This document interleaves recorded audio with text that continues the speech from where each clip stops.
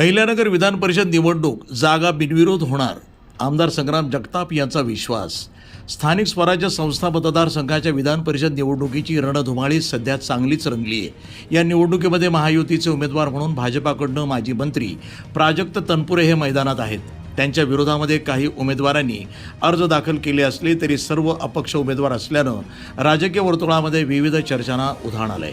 दरम्यान उमेदवारी अर्ज माघारी घेण्याची अंतिम मुदत उद्या असल्यानं सर्वांचं लक्ष आता प्रक्रियेकडे लागलंय। महायुतीकडून प्राजक्त तनपुरे यांच्या उमेदवारीला व्यापक पाठिंबा मिळत असल्याचा दावा केला जात आहे। त्यामुळे निवडणूक बिनविरोध होण्याची शक्यता ही व्यक्त केली जाते। या पार्श्वभूमीवर राष्ट्रवादी काँग्रेसचे आमदार संग्राम जगताप यांनी महत्त्वपूर्ण वक्तव्य केले।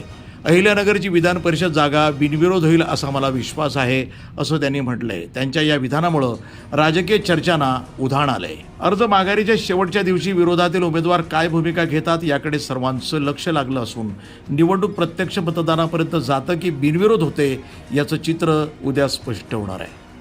वृत्तसंपादन विभाग, न्यूज टुडे 24, अहिल्यानगर।